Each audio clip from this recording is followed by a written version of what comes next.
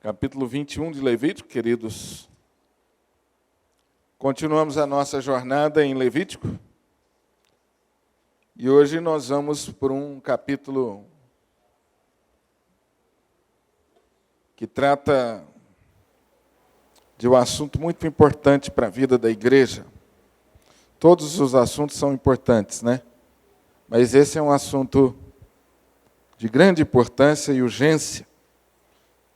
E sempre deve estar na pauta dos nossos assuntos, por causa da sua importância, da relevância desse assunto para a vida da igreja. Levítico capítulo 21. Esse é o capítulo que trata de instruções para o sacerdócio. Nós vimos sobre o sacerdócio em capítulos anteriores. Nós vimos sobre como Deus escolhia e preparava os sacerdotes. E hoje nós vamos ler mais um pouco sobre as instruções de Deus para esses sacerdotes. Então, há diversos lugares na Bíblia em que nós encontramos essas instruções. Elas não estão todas juntas no lugar só. Por isso, a gente repete muitas vezes o tema. Então, já estudamos sobre sacerdote 2 vezes. Agora, uma terceira vez, Deus está aqui acrescentando instruções para o sacerdote. Então, capítulo 21. Amém? Todos receberam a folhinha? Tá, vamos olhar para a Bíblia agora, porque nós vamos ler o texto, depois nós voltamos os olhos para a folha com esboço. Disse o Senhor a Moisés: fala aos sacerdotes, filhos de Arão, e dize-lhes: o sacerdote não se contaminará por causa de um morto entre o povo, salvo por seu parente mais chegado, por sua mãe, por seu pai, por seu filho, por sua filha, e por seu irmão e também por sua irmã virgem, chegada a ele que ainda não teve marido, pode contaminar-se. Ele, sendo o homem principal entre o seu povo, não se contaminará, pois que se profanaria. Não farão calva na sua cabeça, e não cortarão as extremidades da barba, nem ferirão a sua carne. Santos serão a seu Deus, e não profanarão o nome do seu Deus, porque oferecem as ofertas queimadas do Senhor, o pão de seu Deus, portanto serão santos. Não tomarão mulher prostituta ou desonrada, nem tomarão mulher repudiada de seu marido, pois o sacerdote é santo a seu Deus. Portanto, o consagrarás, porque oferece o pão do teu Deus. Ele vos será santo, pois eu, o Senhor, que vos santifico, sou santo. Se a filha de um sacerdote se desonra, prostituindo-se, profana seu pai, será queimada. O sumo sacerdote entre seus irmãos, sobre cuja cabeça foi derramado o óleo da unção, e que for consagrado para vestir-se as vestes sagradas, não desgrenhará os cabelos, nem rasgará as suas vestes. Não se chegará a cadáver algum, nem se contaminará por causa de seu pai ou de sua mãe. Não sairá do santuário, nem profanará o santuário do seu Deus, pois a consagração do óleo da unção do seu Deus está sobre ele. Eu sou o Senhor. Ele tomará por mulher uma virgem. Viúva ou repudiada, ou desonrada, ou prostituta, estas não tomará, mas virgem do seu povo tomará por mulher, e não profanará a sua descendência entre o seu povo, porque eu sou o Senhor que o santifico. Disse mais o Senhor a Moisés: fala a Arão, dizendo: ninguém dos teus descendentes nas suas gerações, em que houver algum defeito, se chegará para oferecer o pão do seu Deus. pois nenhum homem em que houver defeito se chegará, como homem cego, ou coxo, ou de rosto mutilado, ou desproporcionado, o homem que tiver o pé quebrado ou mão quebrada, ou corcovado ou anão, ou que tiver belida, no olho, ou sarna, ou impingens, ou que tiver testículo quebrado. Nenhum homem da descendência de Arão, o sacerdote, em quem houver algum defeito, se chegará para oferecer ofertas queimadas do Senhor. Ele tem defeito. Não se chegará para oferecer o pão do seu Deus. Comerá o pão do seu Deus, tanto do Santíssimo como do Santo. Porém, até ao véu não entrará, nem se chegará ao altar, porque tem defeito, para que não profane os meus santuários, porque eu sou o Senhor que o santifico. Assim falou a Moisés, Arão, aos filhos deste e a todos os filhos de Israel. Deus abençoe essa palavra, queridos. Amém? Os irmãos estiveram atentos à leitura do texto? O que vocês acharam? Qual a primeira impressão que vocês têm na leitura desse texto? É isso que está dizendo o texto, Daniel? Defeituoso não entra no céu? Espera aí, vamos devagar. Palavra? Cadê os microfones? Bom, é difícil acompanhar, né, Julinho? Eu vou repetindo aqui, a palavra é muito dura, muito pesada. As exigências. O que mais? Chamou a atenção de vocês no texto. Eu fiz uma leitura rápida porque o texto é longo, mas os irmãos têm que ter uma vida de santidade. Tem uma coisa nesse texto que me chamou muita atenção. Vamos ver se vocês vai coincidir com o que vocês... Tudo isso que vocês falaram é tão importante. Mais alguma coisa chamou a atenção de vocês no texto?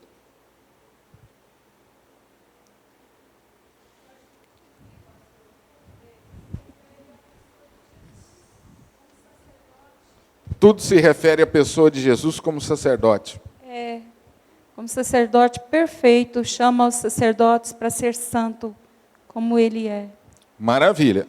Boa observação. Como nós já temos dito, tudo em Levítico aponta para a pessoa de Jesus.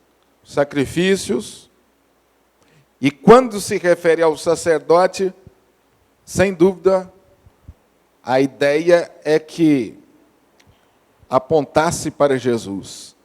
E a segunda ideia importante, que é decorrente da primeira, caminham juntos, é que Deus requer santidade dos sacerdotes. Boa. Mais alguma coisa chamou a atenção no texto?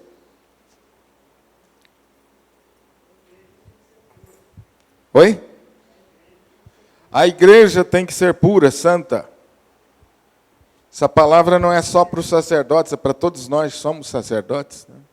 É isso. Deixa eu fazer alguns destaques com vocês antes de entrar especificamente aqui no texto. Primeiro, o texto começa como tantos outros, e não é por acaso. Quem está falando? Podem responder para vocês participarem. Quem está falando, gente? Disse o Senhor. Essa expressão se repete, não é por acaso. É para que ficasse bem claro que essa palavra é inspirada por Deus e essa diretriz vem de Deus, não é da cabeça de Moisés. É Deus que está falando. Moisés deveria transmitir isso aos sacerdotes. Então, eu vou repetir a vocês aqui o que eu já disse. As instruções sobre o sacerdote, elas vêm sendo colocadas durante o livro de Êxodo e Levítico.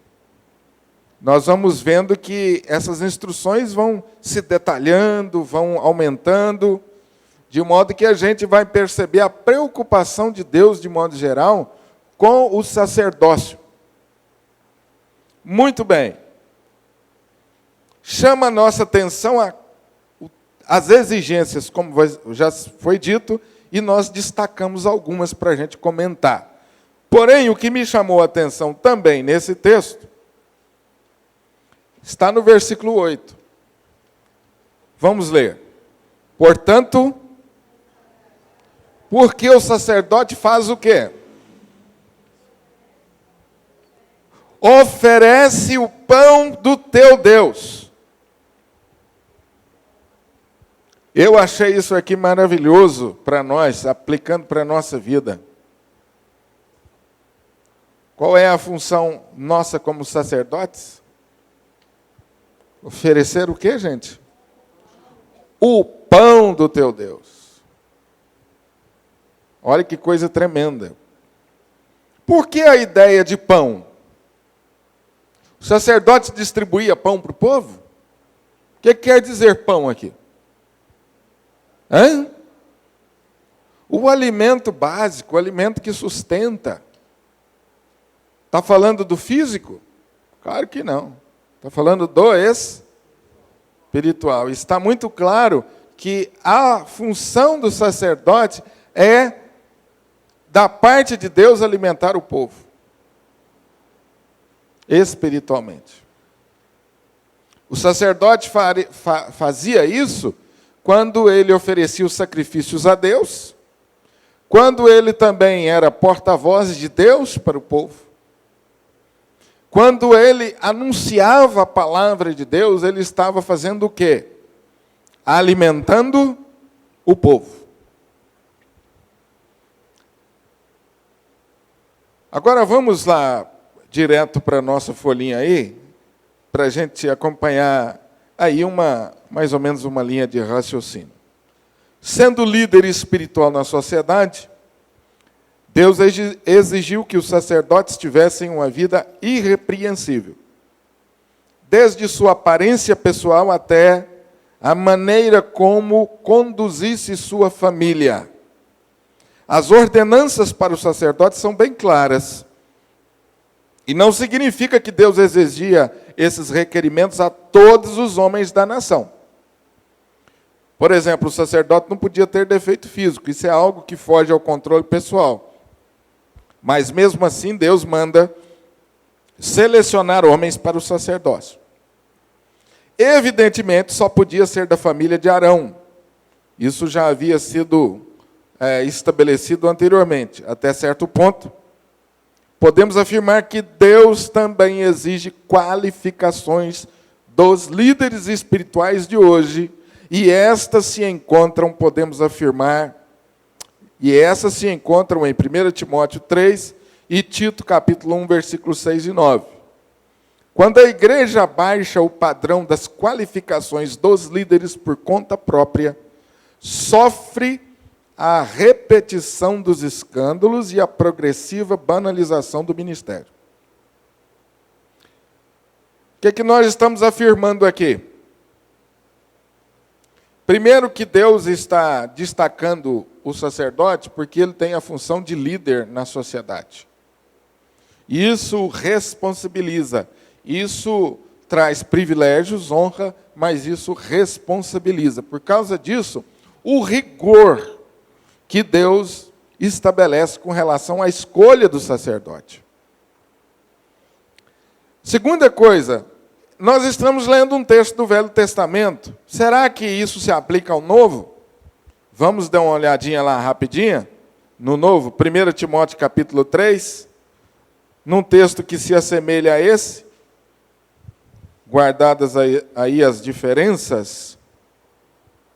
1 Timóteo capítulo 3, você encontra orientação de Paulo à igreja na escolha dos seus líderes. Olha o que Paulo diz aí. 1 Timóteo 3. Fiel é a palavra. Se alguém aspira ao episcopado, excelente obra almeja. O que Deus fala sobre a liderança na igreja? É uma excelente obra. Agora veja o seguinte. Portanto, tendo em vista isso, é necessário que sejam o quê? irrepreensíveis, esposo de uma só mulher, temperante, sóbrio, modesto, hospitaleiro, apto para ensinar, não dado ao vinho, não violento, porém cordato, inimigo de contendas, não avarento, que governe bem a própria casa, criando os filhos sob a disciplina com todo respeito. Pois se alguém não sabe governar a própria casa, como cuidará da igreja de Deus? Não seja neófito. O que é neófito, gente? Novo na fé, para não suceder que ensoberbeça e incorra na condenação do diabo. Pelo contrário, é necessário que ele tenha bom testemunho dos de fora, a fim de não cair no opróbrio e no laço do diabo. Semelhantemente quanto aos diáconos. E aí, novamente, vem as recomendações aí. Vamos ver o outro texto agora em Tito.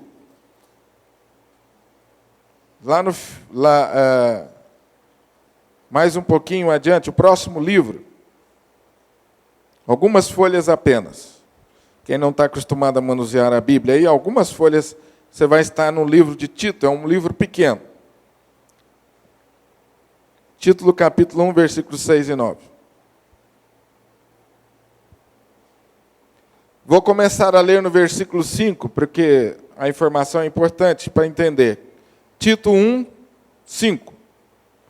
Por esta causa te deixei em Creta, para que pusesses em ordens as coisas restantes, bem como em cada cidade constituísses presbíteros, como te prescrevi. Quem são esses que deveriam ser escolhidos? Alguém que seja irrepreensível, marido de uma só mulher, tenha filhos crentes, que não são acusados de dissolução, nem são insubordinados. Porque é indispensável que o bispo seja irrepreensível como despenseiro de Deus. O que é o despenseiro?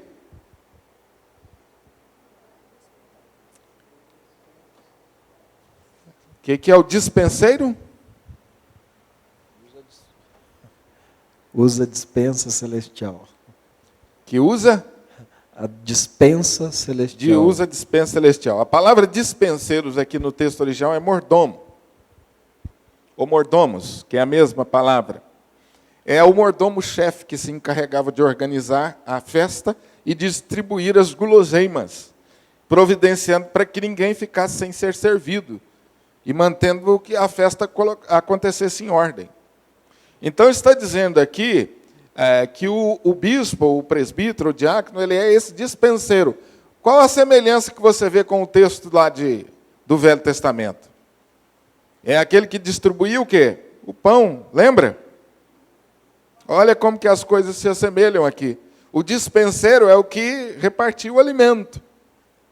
Olha a preocupação. Não arrogante, não irascível, não dado ao vinho, nem violento, nem cobiçoso de torpe ganância, hospitaleiro, amigo do bem, sóbrio, justo, piedoso, que tenha domínio de si, apegado à palavra fiel, que é segundo a doutrina, de modo que tenha poder tanto para exortar pelo reto ensino, como para convencer os que contradizem. Amém?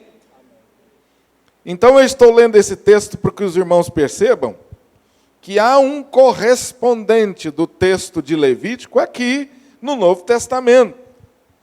Porque como os irmãos já observaram, eu também observei no estudo, as exigências aqui, o que se requer da liderança é realmente um nível muito alto. E a gente poderia dizer, pastor, isso é coisa lá do Velho Testamento, no Novo é mais tranquilo. Não é não. Vocês observaram as palavras de Paulo? É necessário que seja assim.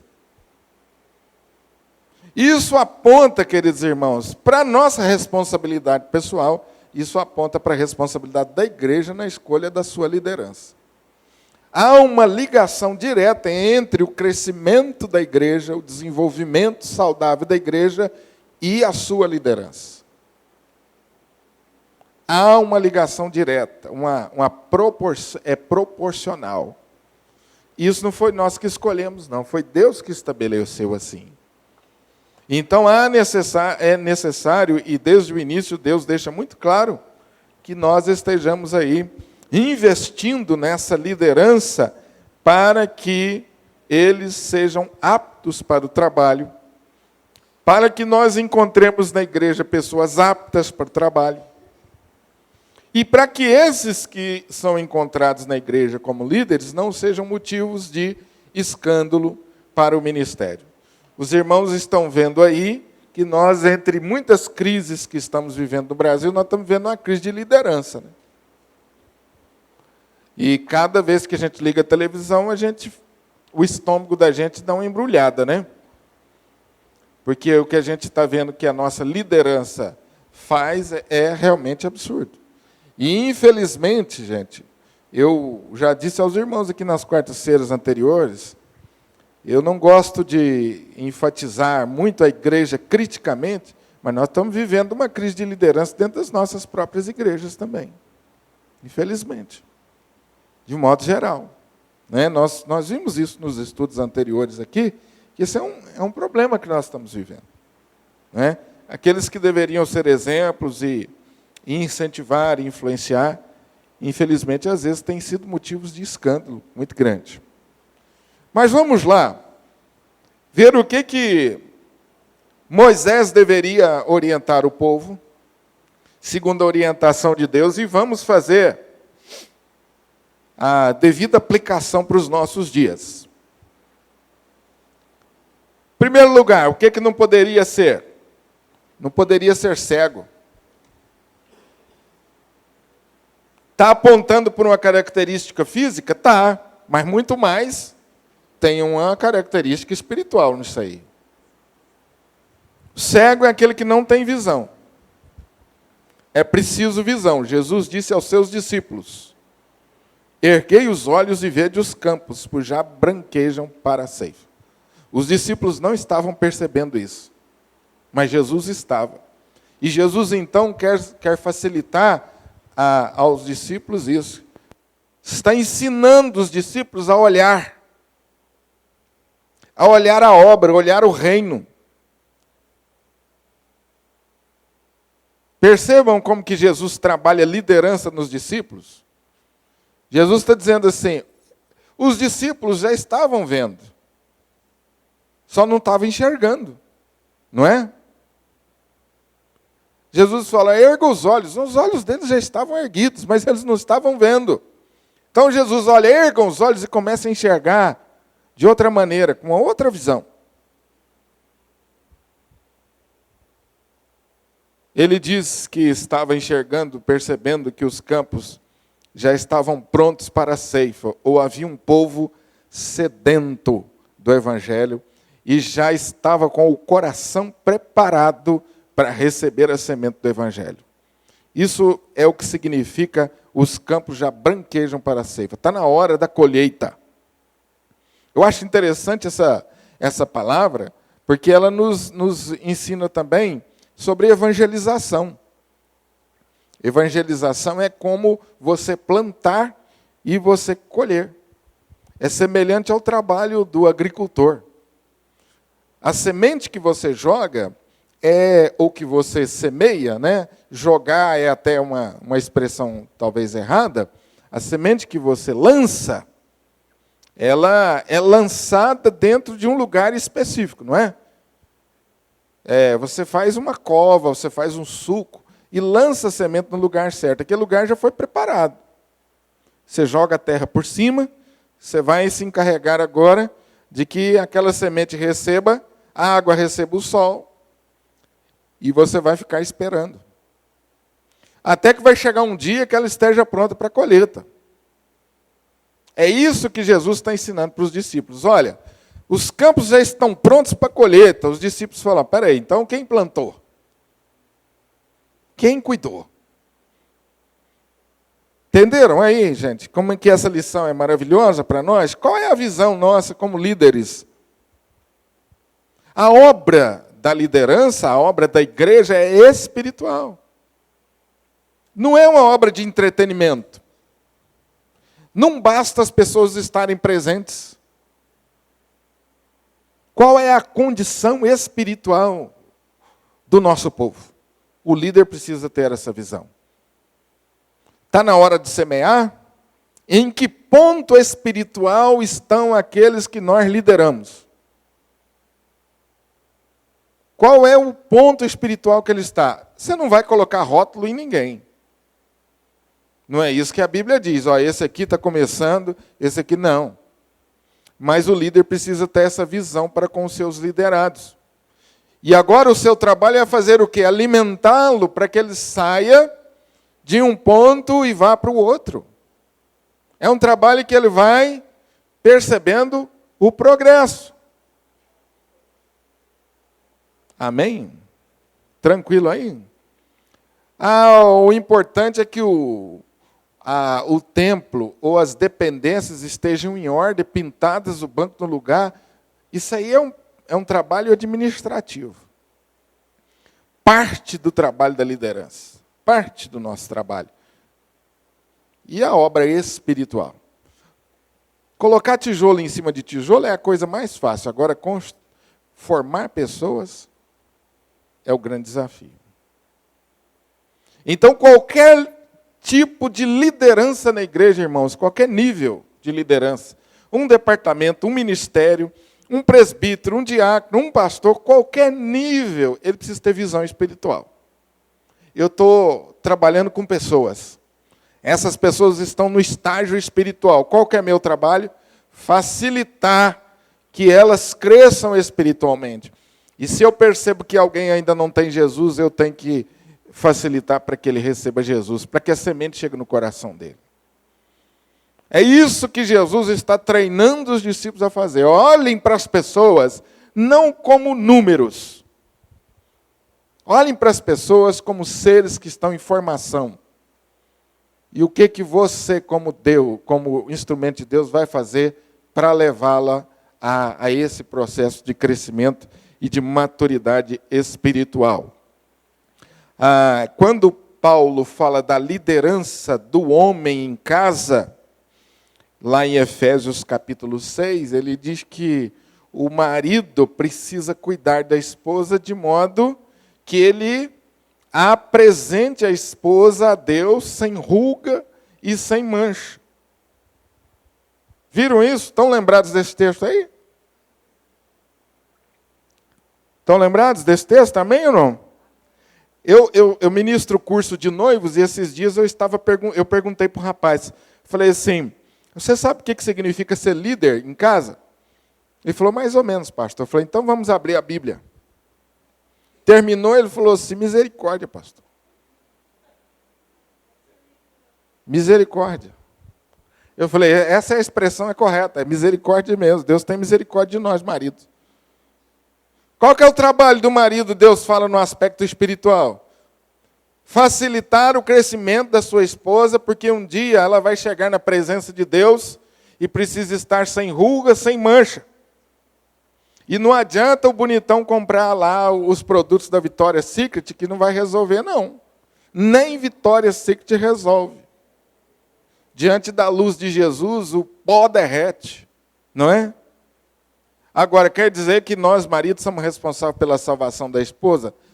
Não é bem assim, né, gente? A salvação tem um aspecto individual, mas eu, como esposo, e a minha esposa também precisa ter essa visão de que eu sou instrumento de Deus na vida dela, ela é instrumento de Deus na minha vida, para o meu crescimento espiritual. Isso é liderança. Porque às vezes a gente fala em sacerdote, em liderança, a gente pensa assim, no presbítero, no diácono, no pastor. Espera aí, você na sua casa é líder. Você no seu trabalho é líder. Você no seu trabalho é... Não, pastor, minha empresa só tem um funcionário. Você é líder. Quantas pessoas estão ao seu redor? Passam durante o seu dia. Você tem influência. Se você tem algum tipo de influência, você exerce liderança. Mulheres, as esposas, exercem liderança no filho. Quanto é importante uma mãe assim em relação ao seu filho? Então, quando nós falamos, gente, em liderança, vamos tirar da nossa cabeça liderança como cargo que nós ocupamos. Nós precisamos tirar isso da nossa mente. Eu ouso dizer para vocês que se tem uma coisa diabólica na igreja, é isso. As pessoas anseiam por cargos demais. Brigam, dividem família, sai no tapa, sai da igreja por causa de um cargo. Agora, quem briga por liderança,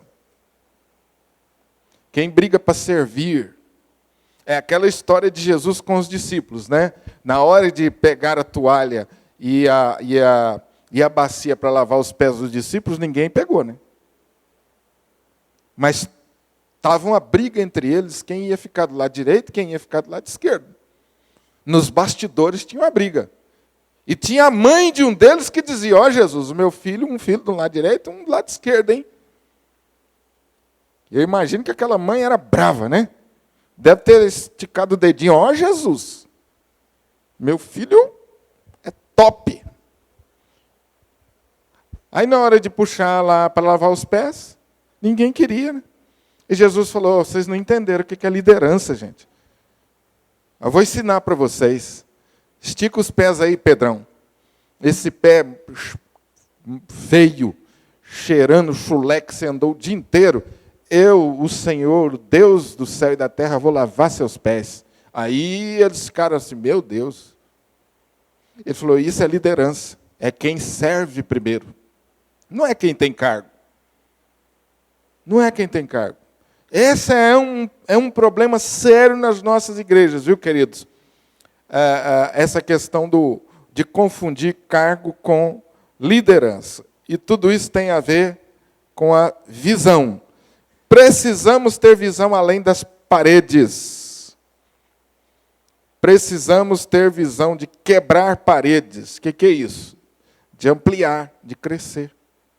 O líder precisa ter visão de crescer. O líder na igreja nunca foi chamado na história da igreja para fazer manutenção. O que eu estou querendo dizer com manutenção? Pode me responder. Líder de manutenção. Conservação, viu, mano? Eu recebi um talento, enterrei, Jesus veio, e eu falei, está aqui. Eu sei que o senhor é uma pessoa muito rigorosa, então eu peguei aquele talento que o senhor me deu, enterrei. Do jeito que o senhor me deu, eu entreguei. Jesus falou assim, não. Você tinha que ter multiplicado o seu talento. Então, em qualquer área de liderança que você ocupa, você tem que ter visão de crescimento. Porque a visão de Deus é visão de crescimento. Nós estamos falando de crescimento numérico? É lógico que não. Crescimento só numérico? Não. É crescimento em todos os aspectos. O crescimento que Deus quer é um crescimento integral. É numérico, é espiritual, é de qualidade, é de quantidade. Então, quando nós falamos aqui, o líder não pode ser cego, envolve toda essa visão. A visão de crescimento. Às vezes a nossa visão é muito restrita, né? Tá tão bom assim do jeito que está. Um número pequeno, né? Aconchegante. Para que entrar mais gente? Aquela igreja que convidou o pastor a se retirar, porque a igreja estava enchendo de gente diferente. Então, pastor, não era isso que nós queríamos, não. Aí está chegando muita gente diferente, gente aqui do bairro, inclusive gente de classe social diferente. Meu filho vai ter que se assentar com um rapazinho lá da favela. Nós não estamos gostando, não. Só podia parar de evangelizar aí. Eu ouvi isso aqui nessa igreja e conheço o pastor que ouviu isso da liderança dele. Falta do quê? Visão. Nós queremos um líder aqui para ajudar a gente a manter o controle e o poder. Essa não é a visão de Jesus. Jesus falou assim, olha, ergam os olhos e vejam uma multidão faminta e sedenta, que nós fomos enviados por Deus para eles. Vocês são enviados por Deus para eles. Jesus tem uma ordem aos seus discípulos dizendo assim, vá e traga as pessoas e encha a minha casa. Jesus está preocupado só com números? Lógico que não. Basta só ter número? Não. Nós precisamos ter uma visão integral do ser humano. Né? Mas nós precisamos ter visão de crescimento. De que maneira a gente pode avançar e crescer. Esse é outro problema sério que a gente encontra, viu, queridos? Porque crescer dá trabalho. Não é verdade?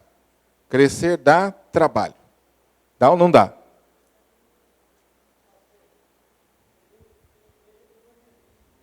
Hã? Nesse ponto aí que o senhor comentou aí, seria, no caso, uma igreja evangelística, sem distinção de raça, cor, condição financeira. Eu acho que, no caso da visão, como o senhor disse, eu penso assim, uma igreja que está voltada ao evangelismo. Só que, Wesley, a gente precisa entender que a igreja, ela não pode ter apenas a visão de evangelizar. Ela precisa ter uma visão de evangelizar, precisa ter uma visão de discipular, precisa ter uma visão de levar o crente à maturidade. Porque não é só evangelizar. Depois que a pessoa recebe Jesus, ela precisa ser discipulada. Jesus falou isso. Para nós fazermos o quê? Discípulos. Então a igreja precisa ter uma visão global. E você está correto. Se ela não tem visão para ganhar, muito menos ela vai ter para discipular. Então a igreja tem que procurar, o líder tem que procurar ter essa visão ampla. Quem está chegando, quem está recebendo a Jesus, precisa ser instrução para crescer. Lembra da nossa mensagem domingo de manhã? Sobre maturidade espiritual? Que a palavra exorta a gente não permanecer na infância espiritual? Então a gente, como igreja, tem que ter essa preocupação em ter estratégias para que a igreja cresça espiritualmente e não apenas fique num ponto comum. Quando o autor de Hebreus escreve sobre isso, lá no capítulo 5, ele fala, pelo tempo que vocês já estão ouvindo, vocês já deveriam ser mestres. Mas ao invés de ser mestre, vocês estão precisando assentar no banco e ouvir tudo de novo. Lembra disso? Domingo passado? Domingo de manhã?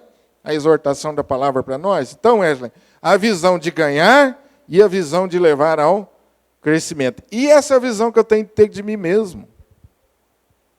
Eu estou crescendo espiritualmente? Quanto tempo faz que eu estou ouvindo, pastor, essa lição que o senhor está dando aí? Eu já estou ouvindo isso há muito tempo. Então já está na hora de ser semestre. Está na hora de você ensinar. A gente precisa avançar. A gente precisa crescer. Não é só me alimentar, não é só receber o pão e comer. E aí vocês vão ver o restante do texto, que eu já até adiantei muita coisa. O sacerdote não pode ser cego e não pode ser coxo. O que é o coxo? É aquele que se arrasta. Isso, meus irmãos, tem a ver com a vida espiritual. O que é o coxo? É aquele que não suporta o próprio corpo. Aquele que precisa ser ajudado. O crente não pode se arrastar. Deus nos tem levantado. Nossas pernas não podem ser emperradas. Nós temos que ter pernas ligeiras.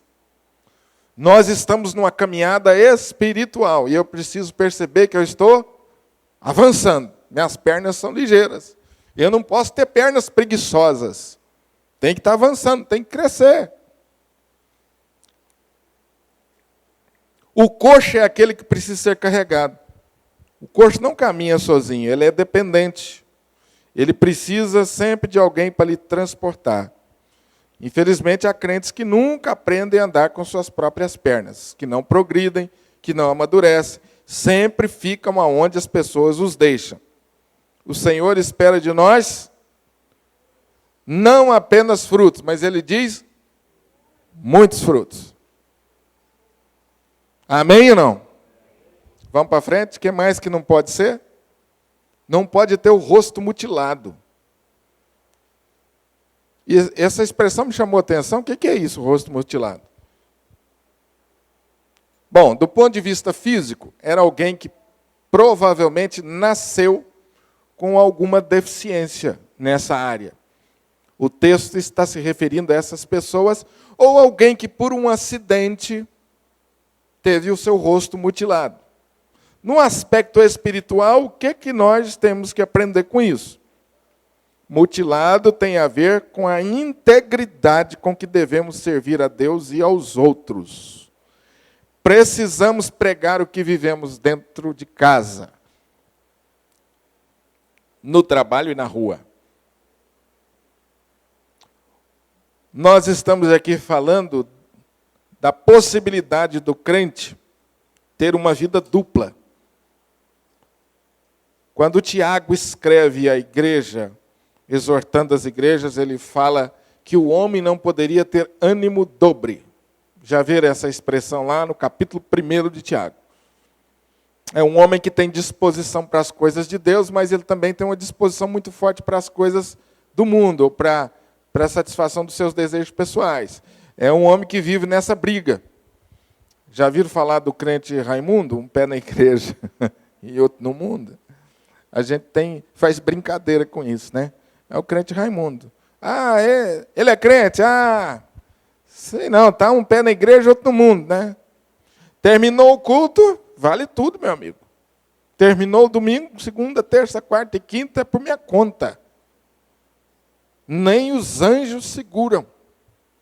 Aí domingo a gente já vai dando vestindo aquela capa de santidade. Irmãos, isso aqui é muito sério. Sério. Eu vi quase que uma família inteira ser destruída por causa disso aqui. E não tem uma vez que eu não lembro disso que eu não me emociono. Porque foi difícil. Vou resumir para vocês uma história verídica, para vocês verem a que ponto que a coisa pode chegar. E a gente pensa, não, pastor, está longe disso. Não. Uma senhora me procurou após o culto. Não vou falar para vocês nem onde, nem quando. Não é o mais importante. Pastor, preciso muito conversar com o senhor. Eu falei, pois não, estou à sua disposição. Ela falou assim, eu vou vir aqui. Eu falei, pode vir. Passou uma semana, nada. No domingo encontrei com ela. Eu falei, e a senhora não veio? Ela falou assim, não, pastor, eu vou vir. Ore por mim. E foi passando o tempo. Domingo após domingo eu encontrava com ela. Só que ela não era membro da minha igreja. Ela estava frequentando lá por causa dos filhos, que inclusive eu havia feito casamento. Eu falei, a senhora não tem ido na sua igreja? Ela falou, pois é uma das coisas que eu quero conversar com o senhor. Então vem aqui. E a mulher nunca vinha, gente. Por causa da relação que eu tinha com a família, tinha feito casamento com o filho, aquilo começou a me preocupar. E um dia nós nos encontramos num retiro, num acampamento. E eu pensei comigo, bom, agora nós vamos ter tempo para conversar, vamos ficar 3 a 4 dias juntos. Gente, mas ela não conseguiu separar um tempo, não deu, ela não conseguia. Ela fugiu de mim o tempo todo. No final do acampamento, a gente foi saindo para fora do local de acampamento e nós estávamos caminhando para fora e eu disse para ela assim, a senhora está fugindo de mim, o que está acontecendo? E essa mulher caiu num choro, num pranto. E eu falei, vamos sentar aqui, vamos conversar, que a gente ainda tem um tempinho. Finalzinho, apagar das luzes. Eu falei, o que está acontecendo? A senhora não consegue falar comigo. Ela falou, pastor, o que eu tenho que falar para o senhor é tão sério. E aí nós começamos a conversar, eu consegui conversar com ela um pouco, percebi que ela havia um problema conjugal muito sério. Mas me chamou a atenção de imediato que o marido dela era presidente da sociedade de homens da igreja. Só que raríssimas as vezes eu tinha visto os dois juntos. Então eu fui ligando uma coisa com a outra. Falei, tem um problema sério lá. Muito bem, eu tentei arrancar dela de todas as maneiras possíveis e a única coisa que eu consegui é que havia um problema na área íntima deles, na vida sexual do casal.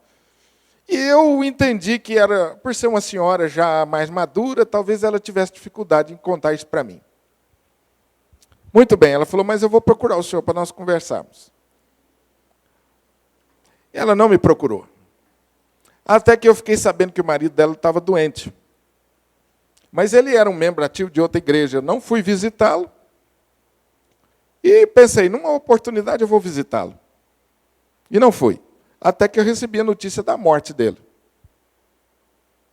E aí eu fui no ofício fúnebre, por causa da minha ligação com a família. Eu cheguei, quando eu olhei para ele no caixão, o rosto dele todo cheio de manchas. E na hora eu olhei para o pastor e falei, pastor, qual foi a causa do falecimento dele? O pastor, todo sem graça, não soube me dizer. E aí, para bom entendedor, minha palavra basta, né? Minha ficha caiu. Falei, morreu de AIDS. Pelas manchas no corpo, eu já identifiquei. Um dos sintomas do AIDS é o sarcoma, que são as manchas na pele. Ninguém queria me falar de que ele morreu. Entenderam, irmãos?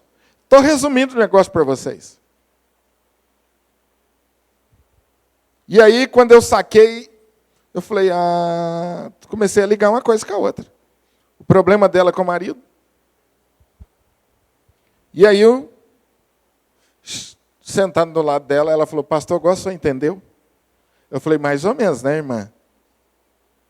Muita coisa, eu já entendi muita coisa, isso é um problema sério. O que aconteceu? Aí ela me contou. Falou, meu marido era presidente do PH, te viu na igreja, mas tinha uma vida de prostituição, de homossexualismo. E eu descobri isso.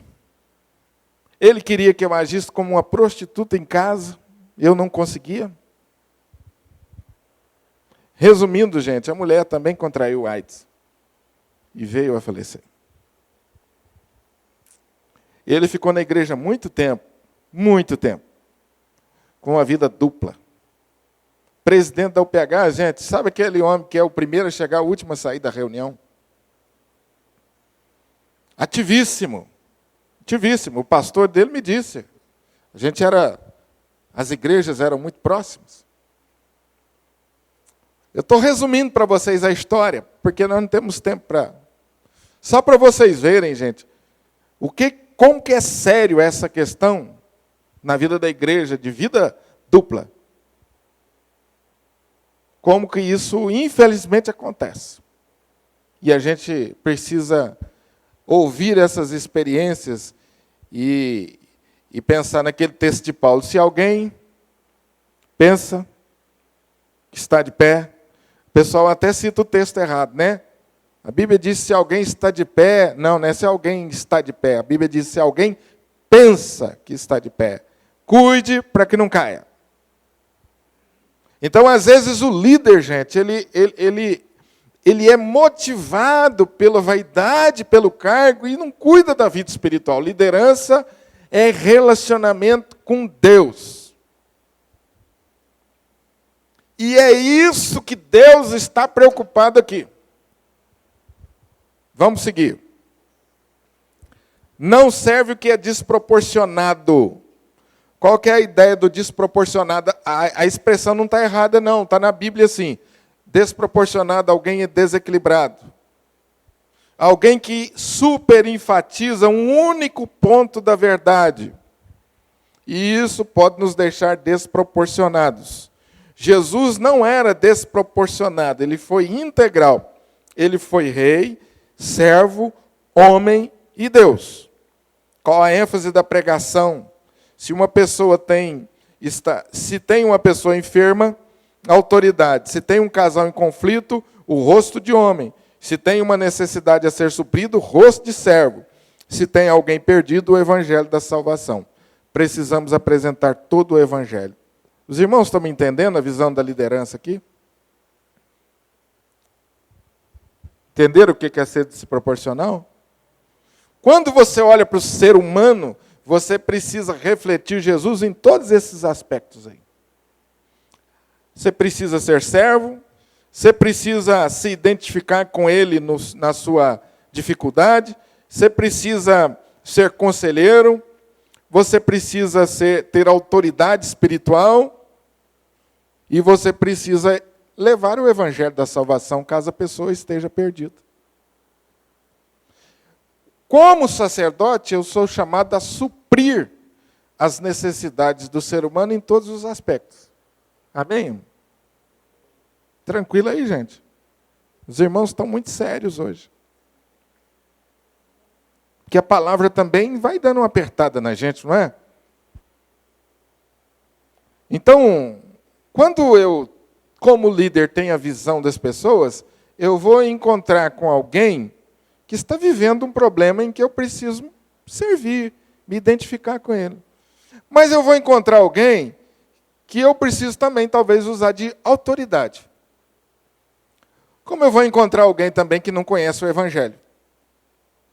Às vezes acontece isso muito no trabalho de aconselhamento. Uma pessoa chega para conversar com a gente com um problema. E aí, durante a conversa, você descobre que ela não conhece Jesus como Salvador. E aí, por onde você tem que começar? Por Jesus. É essa que é a visão integral que o texto está dizendo. Não serve o que tem o pé quebrado. Vamos prosseguir. Aquele que tem o pé quebrado vive caindo.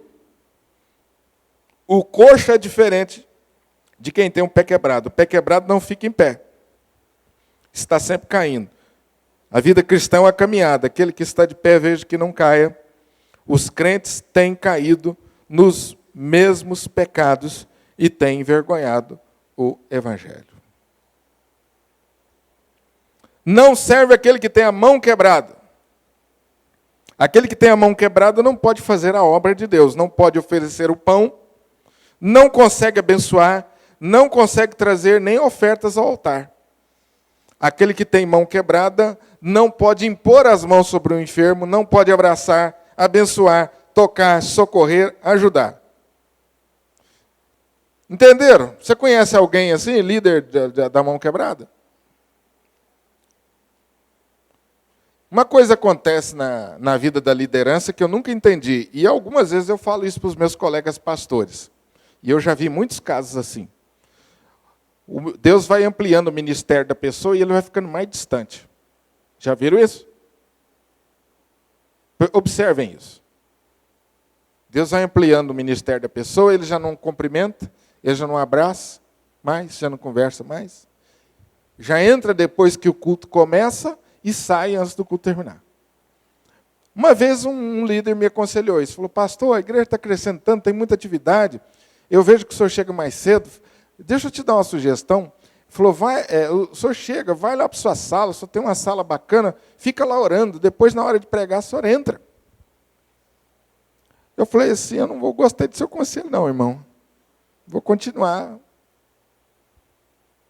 Qual que é a ideia dele? Pode ser que a intenção era boa, né? Mas ia me distanciar das pessoas.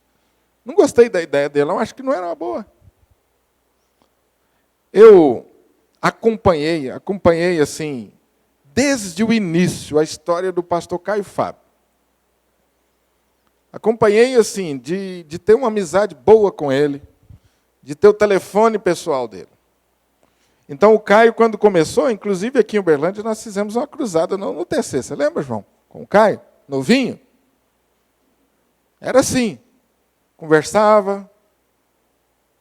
Já nos congressos da Vide, ele começou a chegar depois que começou e sair antes. E para conversar com ele tinha uma fila enorme.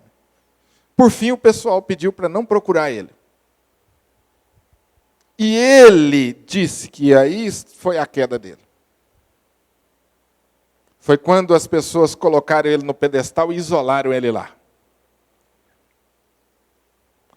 Então é muito perigoso isso. Então o líder não pode ter o pé quebrado nem a mão quebrada. Ele precisa dar um jeito. Não dá para abraçar todo mundo, não dá para beijar nem abençoar todo mundo, mas muitos dão. Muitos dão. Então o líder não pode perder esse contato com as pessoas. O líder dentro da igreja ele não é chamado para ser dirigente, ele não é chamado para ser animador de auditório, ele não é chamado para ser um executivo, ele é chamado para tratar com pessoas, levar o pão para as pessoas. E há uma onda muito crescente no meio das nossas igrejas assim. Então nós temos que nos resguardar quanto a isso. Quando você for orar pela liderança, pense nisso. Quando você se dispor a ser líder, pense nisso, que Deus chamou você para estar com as pessoas e cuidado com essa figura da mão quebrada. Vamos virar a folha? Eu vou correr um pouco. Não serve o que é corcovado. Corcovado é pessimista, só olha para baixo. É aquele tipo de pessoa que acha que tudo vai dar errado. Ah, não! que é o anão? Não serve o que é anão? Anão é o que parou de crescer. Então, o líder, ele está em constante crescimento. Ah, eu já formei, já... Não existe isso, né, gente? Já formei, já parou. Em nenhuma profissão existe isso. E o trabalho do líder, o trabalho pastoral, o trabalho no ministério não pode ser assim. Qual que é a sua missão na igreja? A minha missão na igreja é cuidar da limpeza dos bancos, cuidar da ordem. Então, procure fazer o melhor que você puder. Existe algum curso para limpar banco? Então faça o curso para limpar banco. Existe mestrado em limpar banco? Então faça o mestrado em limpar banco. Eu estou citando limpar banco porque eu não queria usar uma atividade que a gente conhece.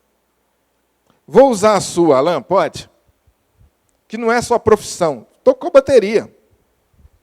Tem gente que toca bateria há 20 anos, mas é a mesma coisa. Conhece gente assim? Tem gente que toca violão na igreja, mas os 20 anos é aquele din-dom-din, mesma coisa. Tem pastor que, depois que formou, não leu nenhum livro. Eu tenho colega assim. Eu pego o relatório pastoral, lá tem lá 200 páginas lidas. Eu falei, você não tem vergonha na cara, não?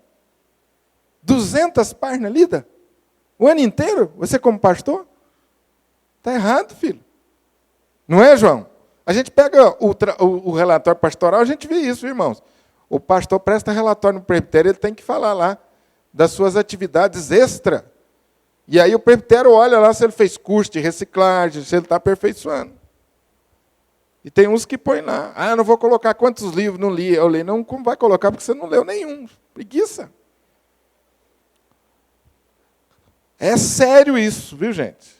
Então, o líder, ele não pode parar de crescer. Seja qual for a atividade sua na igreja. Qual foi o último congresso que você fez como líder? Qual foi? Ah, pastor, não tem dinheiro. Tem que ter. É seu ministério. Se Deus deu um ministério para você, Ele deu a você condição. Isso é uma coisa que todos nós temos que fazer, viu, gente? Não é só pastor, não. Pastor, presbítero, diácono. A igreja hoje é muito rica nesse aspecto. Quando você não pode ir mesmo a um congresso, peça o DVD pela internet, fica baratinho, você assenta, coloca o DVD depois que todo mundo for dormir e aproveita as palestras. Já fiz isso muitas vezes, até hoje faço. Às vezes um colega liga, não, você não foi no congresso. Eu falei, não fui não, mas eu comprei o DVD. Eu falei, então manda para cá. E eu vou ver. Não é a mesma coisa não, mas pelo menos se supre, né? Então nós precisamos investir no nosso ministério, viu, gente? Não podemos virar anões espirituais. Não serve aquele que tem belida nos olhos. Como você, eu também fiquei curioso. O que significa belida nos olhos? Uma névoa esbranquiçada sobre a córnea que compromete a visão. Alguns autores acham que já era manifestação da catarata. Catarata torna a pupila opaca e deixa o cristalino, a lente natural do olho, com uma coloração leitosa, diminuindo a visão. Não é que a pessoa não enxerga, ele não tem boa visão. Então, o sacerdote ele tinha que ter boa visão espiritual. Não podia ter uma visão torcida. Vou correr um pouquinho. Não serve aquele que tem sarna e nem impinge. Eu morri de rir disso aqui.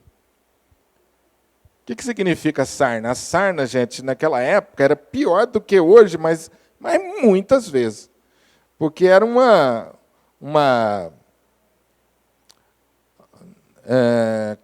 me sumiu a palavra aqui. Não, eu queria... Tipo uma... Não é infecção. Alergia, desculpa. Imagina uma alergia hoje, uma alergia dessas que nós temos hoje, há 1000 anos atrás. Né? É muito sério. Então, o sacerdote ele não poderia ter sarna e nem pinge. A sarna era uma coceira gostosa que tirava a concentração.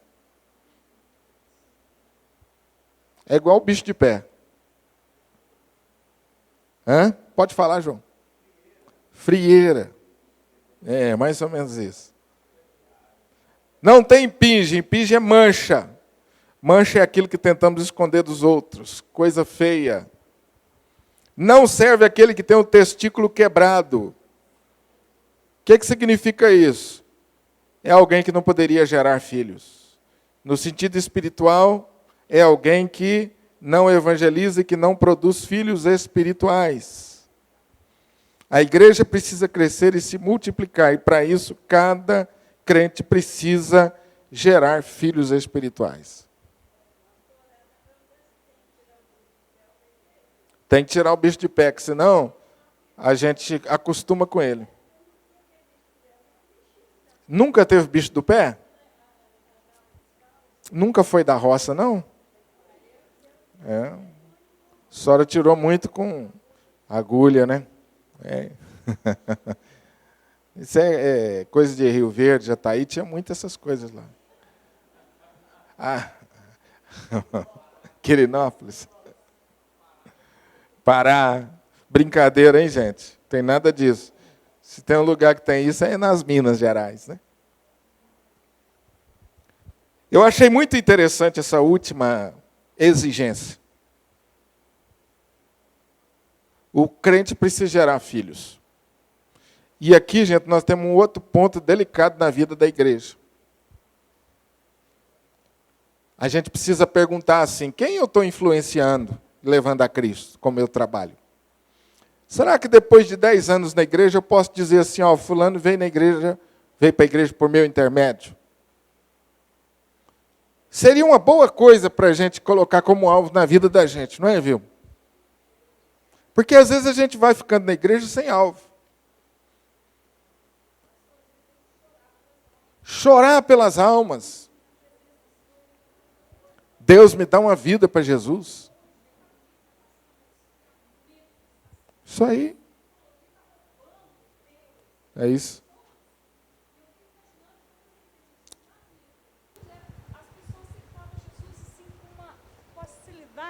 Eu digo que numa casa, pastor, 4 irmãs se entregaram a Jesus, porque eu participava de uma, como que fala, na época do Roberto Carlos, e tinha aquela matinê de dança, aquela coisa toda. Na casa dessa pessoa, eu ia lá participar disso, pastor. Ia lá aí dançar um dia eu as fui, músicas do Roberto Carlos. Exatamente. E um dia eu fui alcançada pela graça de Jesus. E quando eu desci com a Bíblia, aquelas 4 irmãs criticavam de mim. Aí vai a crentinha descendo. Eu falei, Senhor, me ajude a chegar nelas. Aí. Eu fui alcançada, elas precisam também. E graças a Deus, eu pulava a janela, tinha aquela trava interna, eu pulava a janela para nós falar do Evangelho. E a mãe detestava crente. Quem está aí? Aí a Sassi, não, mãe, nós que estamos conversando. Quando ela acordou, essas 4 já tinham aceitado Jesus. Olha pastor. que coisa maravilhosa. Você foi 4. subversiva, hein? Eu choro Entrou hoje. pela janela. Foi. E aí o pastor Bacana, João hein? preparou essas 4 aqui, elas batizaram, professaram a fé. E a mãe dizia, se esses crentes entrar aqui, eu sair pela porta da cozinha, nunca mais vocês me veem. Aí o pastor João foi para conversar no preparo do batismo. A mulher veio chorando com o avental, não esqueço até hoje, enxugando as lágrimas, e falou para o pastor assim, o que eu devo fazer para aceitar esse Deus das meninas? E morreu com câncer, mas servindo ao Senhor. Eu tenho saudade, pastor, porque hoje vai falar do Evangelho, há tanta coisa do mundo roubando Jesus. É isso aí. Eu sinto mais dificuldade, mas eu peço a Deus, me dava alma, Senhor. Nós não podemos esquecer, como crentes, que a nossa razão de existir é essa. Às vezes eu penso, irmãos, que nós fazemos tanta reunião, né? Já viram? Tanta reunião. Tanta ata, né, Anilton? Anilton, quanto tempo você perde para fazer ata? Que dor de cabeça é as atas. A gente fica fazendo ato. Reunião, tanta burocracia, tanta formalidade na vida da igreja, que às vezes não sobra tempo para evangelizar. Isso é sério, né? Eu estava olhando o nosso programa, nossa agenda. Nossa agenda esse ano de atividade está em julho. Eu mais o Júlio fomos achar espaço hoje para uma atividade na igreja, estava difícil. Vamos olhar mês de junho? Não pode. Vamos olhar mês de julho? Não pode. Cheio de atividade. Nós temos que tomar cuidado com isso, que às vezes a gente corre atrás de tanta coisa, e a evangelização pessoal, a gente não faz. É muito tremendo isso, né, gente? Vamos concluir?